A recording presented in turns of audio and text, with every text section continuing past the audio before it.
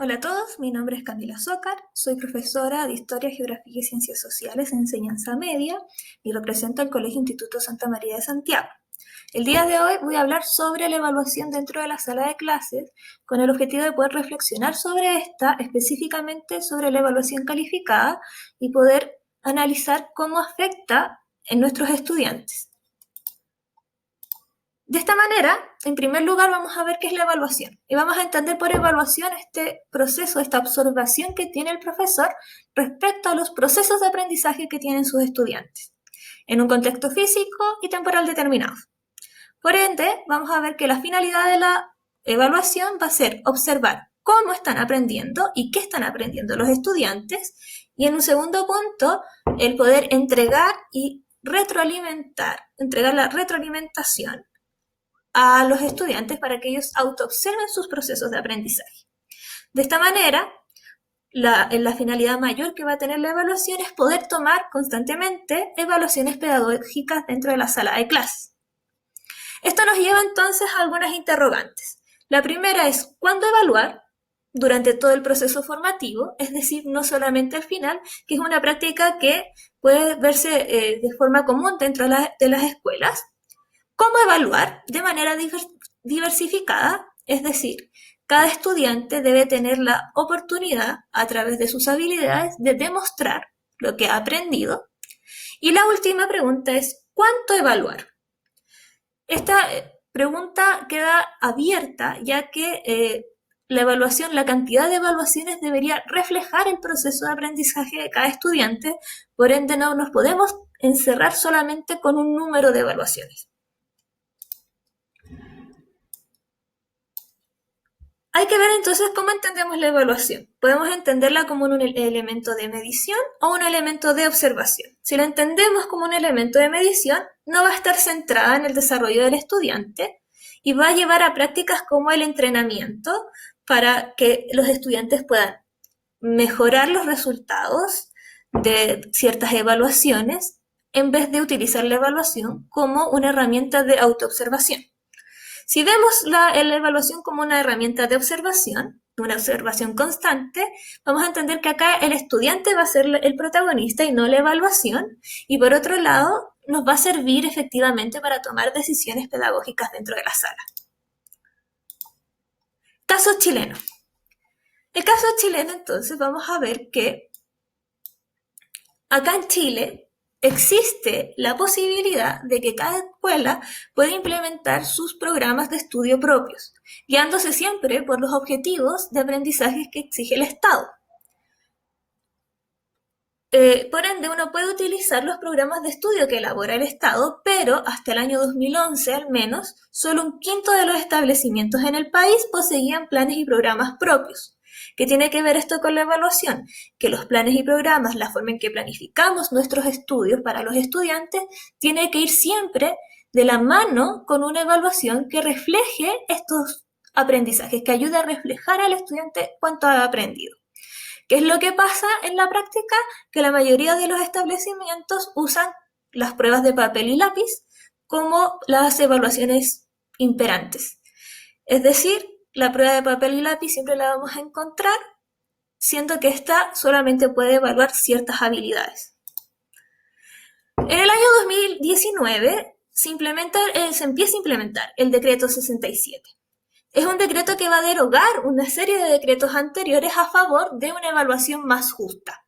¿Cuál es el objetivo entonces de este decreto o la implementación de este decreto? Es poder visualizar los aprendizajes de los estudiantes de una manera efectiva. Entendiendo entonces que lo que va a valer más es la evaluación de proceso por sobre la sumativa, que es la que finalmente tiende a ser calificada. ¿Y qué va a valer más o qué va a ser más importante para los procesos de aprendizaje de los estudiantes? La retroalimentación por sobre la calificación. Por ende, en la práctica, esto debería llevar a una disminución de la cantidad de calificaciones a las que se ven sometidos los estudiantes. Entonces, veamos las evaluaciones, que es el tema que nos trae el día de hoy. Hay tres tipos de evaluaciones, al menos, a las que se van a ver sometidos los estudiantes en el país. Primero, las que da la escuela, que están relacionadas a cada asignatura y que tiene que ser evaluada porque tiene relación a demostrar que ha aprendido en dicha asignatura. Por otro lado, van a estar ciertas evaluaciones que son estandarizadas, que son propias del Estado, que va a ser CIMSE, y hasta el año 2019 era la PSU, hoy día se llama prueba de transición. CIMSE tiene el objetivo de ir midiendo la educación de todos los colegios cada ciertos periodos de año. Se evalúa todos los años, pero se evalúa siempre en los cursos pares. Vamos a ahondar en eso un poquito más adelante. Y las pruebas de selección universitaria, antigua PSU y día prueba de transición, tiene como objetivo evaluar los conocimientos y habilidades adquiridos durante toda la enseñanza en el colegio para poder después acceder a la universidad. A esto vamos a sumar entonces un tercer grupo, que son las pruebas estandarizadas de empresas externas que ciertos colegios suelen contratar para poder medir básicamente cómo están en relación a las pruebas estandarizadas. ¿Por qué? Porque el resultado de la prueba estandarizada va a valer mucho para el establecimiento, sobre todo en el caso de CIMSE, ya que eso significa cuántos ingresos va a poder tener el colegio el año siguiente. Entonces, evaluaciones estandarizadas. Las evaluaciones estandarizadas van a ser trabajadas en todo el país. La idea de esta evaluación es asegurar la imparcialidad, que es inexistente, ya que, por un lado, al ser trabajada en todo el país, las condiciones geográficas y climatológicas no van a ser las mismas entre el norte y el sur de Chile. Y si hablamos ahora en temas de brechas de pobreza o de ingresos, tampoco va a ser lo mismo. Entonces, esa imparcialidad a la que quiere apelar es prácticamente inexistente. Las evaluaciones estandarizadas, además, el resultado de ellas va a depender mucho de la situación económica del colegio. Por un lado, porque a mayor puntaje que obtengan, mayor ingreso va a tener desde el Estado, y por otro lado, porque pueden ingresar más estudiantes. Y estas evaluaciones van a ayudar a la comparación entre establecimientos. Es decir, un colegio va a ser catalogado como mejor que otro según el resultado de estas evaluaciones. Y esto va a llevar a competencia, a competir entre colegios. ¿Qué significa esto en la práctica? Presión, tensión y estrés sobre los estudiantes. ¿Cuáles son las calificaciones a las que se ven sometidos los estudiantes durante un semestre? Bueno, la cantidad solicitada por el Ministerio de Educación dice que tiene que ser aquella que refleje el proceso de aprendizaje. Es decir, puede ser desde una, si refleja el proceso de aprendizaje, 2, 3 o 4 o más, si es que se centran en este punto. Por otro lado, lo que pasa en lo común es que por la cantidad de horas que tiene la clase, se le suma una nota. Es decir, si en historia, por ejemplo, tenemos 4 horas de clase a la semana, al final del semestre deben tener 5 notas en el libro de clases. Es decir, 5 evaluaciones calificadas. Llevado esto a los números, la cantidad de evaluaciones calificadas por nivel va a ser de la siguiente manera.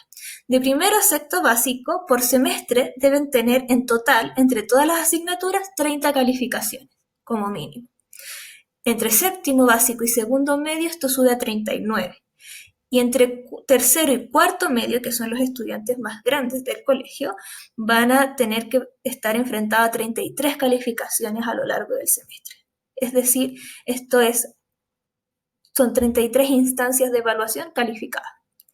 Dividido en 18 semanas, que es más o menos lo que dura un semestre, los estudiantes deberían estar siendo calificados 2 veces por semana, pero esto no ocurre en la práctica, ya que las primeras semanas de clases no están siendo calificados, ya que uno no suele evaluar calificadamente en esas semanas. Hay semanas enteras en donde no hay calificaciones y hay semanas, por ende, en donde van a tener que verse enfrentados a 8 evaluaciones calificadas, generando, obviamente, gran tensión y estrés. Y esta suma sigue con las evaluaciones estandarizadas. CIMSE es una evaluación que se da todos los años, pero que los estudiantes dan en cursos pares, es decir, en segundo básico y después en cuarto básico, sexto básico y así. Pero todos los años se evalúa. Eso es una prueba calificada, porque si bien no tiene nota, tiene puntaje. Esta es una prueba que se agrega a la cantidad de evaluaciones que deben dar los estudiantes. Lo mismo pasa en cuarto medio, que es el último año, y con la prueba de selección universitaria o la prueba de transición que tienen que dar este año. Y si sumamos eso a las pruebas externas de otras empresas, dependerá ya de cada institución cuántas dará en el semestre, se suman entonces al menos entre 1 y 2 evaluaciones al semestre a la cantidad de evaluaciones calificadas que deben rendir los estudiantes. Entendiendo claramente que sin CPCU y las pruebas externas son de una calificación simbólica que no afecta en su promedio de notas, pero aún así cae en los vicios educativos que estamos hablando. ¿Cuáles son entonces los problemas que se presentan frente a este aspecto? Primero, la sobreevaluación, hablando en este sentido sobre la sobrecalificación. ¿Qué va a pasar entonces si todas las evaluaciones son calificadas? Se va a generar un rechazo hacia el proceso de evaluación, no entendiéndolo como una herramienta de aprendizaje. No se entiende entonces que el proceso de evaluación es un apoyo al proceso de aprendizaje, sino más bien lo van a ver como algo con lo que hay que cumplir y ojalá que dure lo menos posible y yo pueda seguir con la siguiente evaluación calificada. Entonces, esto se resume en un gran agotamiento hacia el estudiante. En segundo lugar, vamos a tener esta competencia entre personas. Es decir, la calificación, cuando es entendida como un premio y no necesariamente se entiende como lo que ha aprendido, va a generar competencia entre estudiantes, lo que va a llevar a malas prácticas como hacer todo por la calificación, es decir, copiar en un examen, hacer trampa en algún trabajo, porque lo que va a importar es el resultado final y no el proceso. ¿Qué pasa en este punto entonces? Que el estudiante lo va a hacer, solo se va a quedar con el resultado, el 100%, y no le va a importar todo lo demás. Es decir, no sirve de nada ese proceso evaluativo. Y por último, en este punto vamos a hablar de que hay una discriminación a aquellos estudiantes que presentan necesidades educativas especiales, ya que en esta idea de competencia no van a entender que ellos aprenden de una manera diferente. Las personas que están en esta competencia creen que todos debemos aprender de la misma manera para competir, entre comillas, en términos iguales. Tercer lugar, entonces vamos a tener la pérdida del sentido educativo. Los profesores van a utilizar la evaluación calificada como una herramienta para motivar a los estudiantes, perdiendo el fin educativo de la misma. ¿Qué quiere decir esto? Que si el estudiante se va a acostumbrar a hacer los trabajos por la calificación y no por el proceso educativo. Si no tiene calificación, no lo hago. Esa es la frase típica. Los estudiantes entonces no van a realizar los trabajos para aprender, sino más bien por este valor de cambio que tiene la calificación. Este es el concepto que crea Santos Guerra, que habla Santos Guerra, de que yo puedo cambiar mi calificación, mi 100%, por algún premio, algún permiso para ir a alguna fiesta, etc. Entonces, se van a aplicar acciones para tener buenos resultados en las pruebas estandarizadas. Por ejemplo, esta idea de ejercitar las pruebas estandarizadas. Cuando perdemos entonces el sentido educativo de la evaluación y solo nos centramos en el producto final, perdemos esta idea de herramienta. ¿Y qué va a pasar en la práctica? Hay colegios que van a trabajar solo por el resultado y no por el proceso de aprendizaje, creando, por ejemplo, asignaturas para reforzar estas pruebas. Existe la asignatura, o existía en algunos colegios la asignatura de PSU, por ejemplo. Entonces, evaluar lo que se ha aprendido. Las evaluaciones suelen ser trabajadas, por lo general, al final del proceso de aprendizaje y no durante todo el proceso.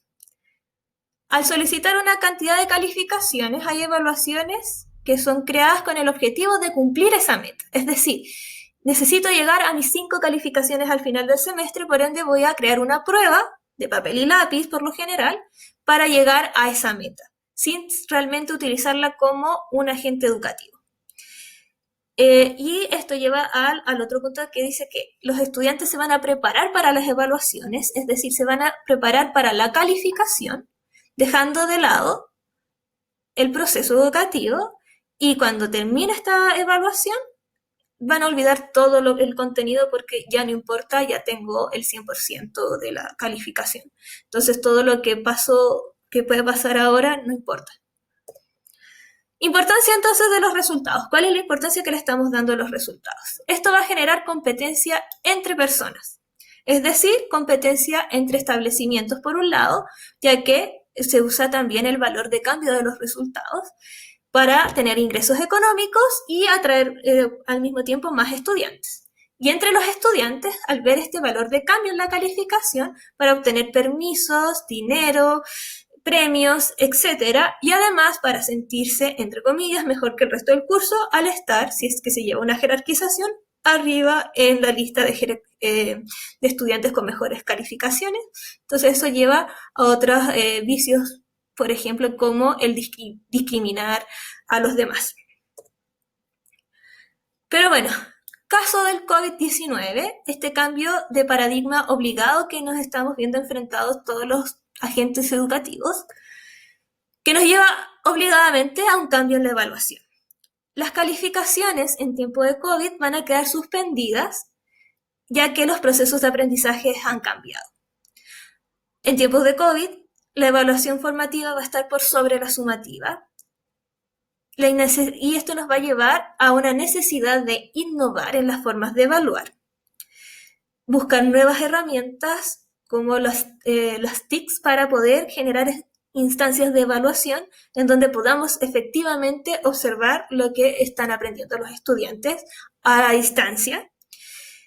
Esto entonces, en la práctica, en un primer momento, llevó a reforzar el utilizar las pruebas de papel y lápiz antes, ahora virtuales, y el uso de guías para evaluar los procesos de aprendizaje.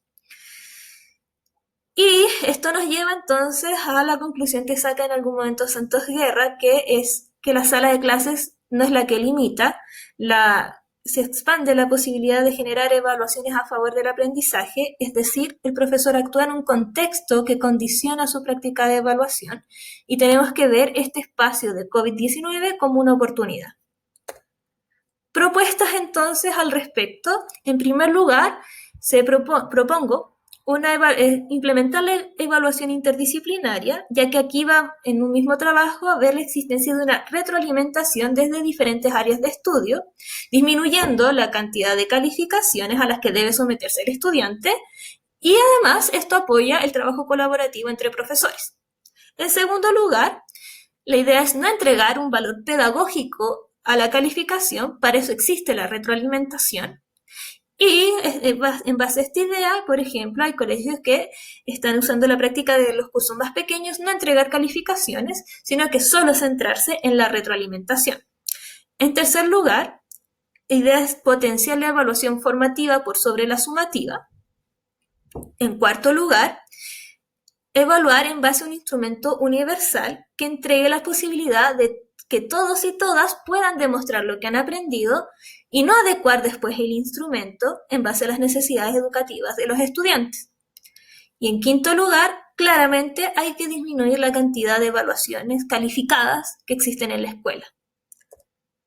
A modo de conclusión, entonces, puedo decir, en primer lugar, que todo proceso de cambio en cualquier práctica pedagógica se ve obstaculizado por la tradición, en este caso la tradición evaluativa, y por el poco tiempo que tenemos los profesores a veces para capacitarnos y realizar efectivamente estos cambios.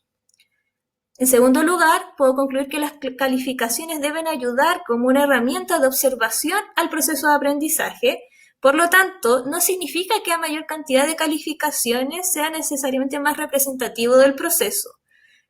Uno tiene que entender que hay cierta cantidad de calificaciones que pueden ser representativas, desde 1, 2, no significa que mientras más mejor. En tercer lugar, los estudiantes se encuentran sometidos a tal cantidad de calificaciones que pierden el sentido pedagógico de la evaluación y no lo utilizan como una herramienta de autoobservación. En cuarto lugar, el decreto 67, en el caso chileno, nos va a ayudar a implementar estas nuevas iniciativas metodológicas respecto a la evaluación, ya viniendo desde una entidad mayor que solo el profesor, por ende nos va a brindar espacios, o nos debería brindar espacios para la innovación.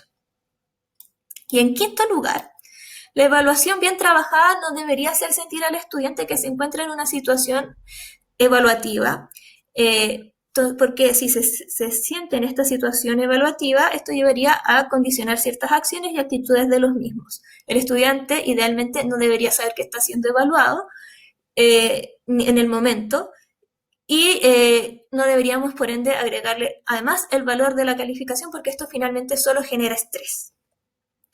Esa ha sido mi presentación. Muchas gracias por su atención. Acá pueden observar la bibliografía en la que me basé y nos veremos en una próxima oportunidad. Muchas gracias.